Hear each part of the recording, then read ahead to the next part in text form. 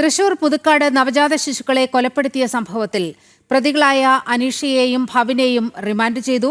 ഇരിങ്ങാലക്കുട കോടതിയിൽ ഹാജരാക്കിയ പ്രതികളെ 14 ദിവസത്തേക്കാണ് റിമാൻഡ് ചെയ്തത്. കൂടുതൽ അന്വേഷണങ്ങൾക്കായി പ്രതികളെ കസ്റ്റഡിയിൽ വാങ്ങാനാണ് അന്വേഷണ സംഘത്തിന്റെ തീരുമാനം. അതേസമയം നവജാത ശിശുക്കളുടെ മൃതദേഹാവശിഷ്ടങ്ങൾ നാളെ പോസ്റ്റ്മോർട്ടം ചെയ്യും. വിവരങ്ങളുമായി സാനു കെ സജീവ് ചേരുന്നുണ്ട്. സാനു, വിവരങ്ങൾ. നവജാത ശിശുക്കളുടെ കൊലപാതകവുമായി ബന്ധപ്പെട്ടുകൊണ്ട് പിടികൂടിയ പ്രതികളെ റിമാൻഡ് ചെയ്തിരിക്കുകയാണ്. ഇരിങ്ങാലക്കുട കോടതിയിൽ ഹാജരാക്കിയ പ്രതികളെ 14 ദിവസത്തേക്കാണ് റിമാൻഡ് ചെയ്തിരിക്കുന്നത്. മജിസ്ട്രേറ്റ് ദീപ മോഹന്റെ വീട്ടിലെത്തിച്ചാണ് പ്രതികളെ റിമാൻഡ് ചെയ്തിട്ടുള്ളത്.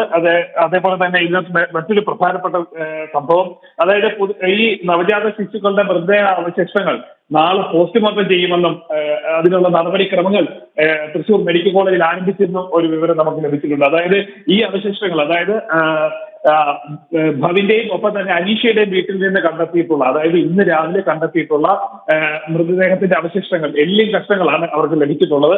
അത് ഫോറൻസിക് വിദഗ്ധരുടെ നേതൃത്വത്തിൽ അത് അവിടുന്ന് ശേഖരിച്ച് മെഡിക്കൽ കോളേജിലേക്ക് നിലവിൽ മാറ്റിയിരിക്കുകയാണ്. ഇതാണ് നാളെ പോസ്റ്റ്മോർട്ടം ചെയ്യുന്നത്. DNA പരിശോധനയ്ക്ക് ഈ പോസ്റ്റ്മോർട്ടം നടത്തിയതിനു ശേഷം DNA പരിശോധനയ്ക്കും ഇവർ ഇതിന്റെ സാമ്പിളുകൾ അയക്കുമെന്നും അന്വേഷണ ഉദ്യോഗസ്ഥർ അറിയിച്ചിട്ടുണ്ട്. അതേപോലെ തന്നെ ഈ അന്വേഷണ ഉദ്യോഗസ്ഥർ ചില വെല്ലുവിളികളും ഈ ഒരു കൊലപാതകവുമായി ബന്ധപ്പെട്ട് നേരിടുന്നുണ്ട്. അതായത് ഈ മൃതദേഹത്തിന്റെ അവശിഷ്ടങ്ങളായിട്ട് ആകെ ലഭിച്ചിട്ടുള്ളത് ഈ എല്ലിന്റെ ഭാഗങ്ങൾ മാത്രമാണ്. അത് ഒരു അന്വേഷണത്തിലേക്ക് കൊലപാതകമാണോ എന്നതിലേക്ക് എത്തിക്കാൻ എത്രത്തോളം സാധിക്കും എന്നുള്ളതാണ് അന്വേഷണ ഉദ്യോഗസ്ഥർ നിലവിൽ നേരിടുന്ന വെല്ലുവിളി.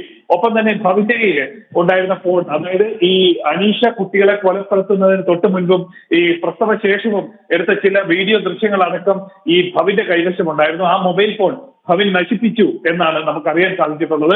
അത് വീണ്ടെടുക്കാനും അതിൽ നിന്നുള്ള ദൃശ്യങ്ങൾ എടുക്കാനുമുള്ള ശ്രമങ്ങൾ ഈ അന്വേഷണ സംഘം ആരംഭിച്ചിട്ടുണ്ട്. അതായത് DYSPയുടെ നേതൃത്വത്തിൽ നിലവിൽ അതിനുള്ള ശ്രമങ്ങളൊക്കെ ആരംഭിച്ചിട്ടുണ്ട്. എന്നാൽ എവിടെയാണ് ഫോൺ ഉപേക്ഷിച്ചതെന്നോ എവിടെയാണ് നശിപ്പിക്കപ്പെട്ടതെന്നോ ഉള്ള വിവരങ്ങളൊന്നും നിലവിൽ ഭവിൻ പോലീസ് ഉദ്യോഗസ്ഥരോട് ഇതുവരെ വ്യക്തമാക്കിയിട്ടില്ല, വെളിപ്പെടുത്തിയിട്ടില്ല. ഇത് കണ്ടെത്തി കഴിഞ്ഞാൽ ഇത് കൊലപാതകമാണെന്ന് സമർത്ഥിക്കാൻ അന്വേഷണ സംഘത്തിന് വളരെ വേഗത്തിൽ സാധിക്കും. എന്നാൽ അത് ആ ദൃശ്യങ്ങളടക്കം തിരിച്ചു പിടിക്കാനുള്ള അല്ലെ കണ്ടെത്തുന്നതിനുള്ള ശ്രമങ്ങളും ഒരു ഭാഗത്ത് നടക്കുന്നുണ്ട്. നാളെ പോസ്റ്റ്മോർട്ടം ചെയ്യും. അതിനുശേഷം ഈ മൃതദേഹാവശിഷ്ടങ്ങൾ പോസ്റ്റ്മോർട്ടം ചെയ്തതിനു ശേഷം ഇതിന്റെ സാമ്പിളുകൾ DNA പരിശോധനയ്ക്ക് അയക്കുമെന്നും ഉദ്യോഗസ്ഥർ അറിയിച്ചിട്ടുണ്ട്. നീലിമ.